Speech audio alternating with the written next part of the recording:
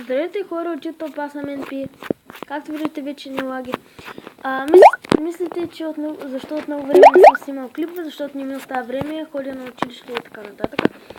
И днес един мой приятел поиска да му обясня как да се сложи скин на Майнкрафт. Сега ще ви покажа и за вас ще ви покажа и за него. Така, избираме си тук една програмка за скинове. Аз бих предпочел скин.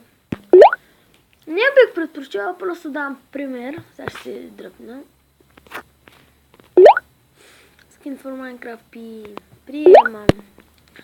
Теглите си програмката. И само с едно кликване може да сложите скин на Minecraft.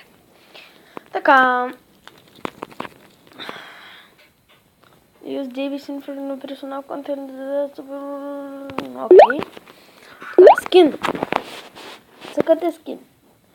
Цъкате All Skin, ако искате във втория скин, но като ще цъкнете All Skin, ви се показват всички скинове, дадени в програмата. И, например, аз цъкам Тротман. Натискам Apply, то самия скин се дуализира. Натискам Play. В момента Майнкрафт ми е осмица. И затова не мога да снимам. Затова не снимам на Майнкрафт, защото си изтрих от карта, спадат всички файлове.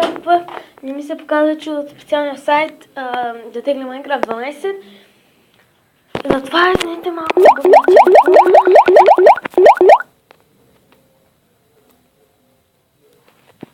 това. След това.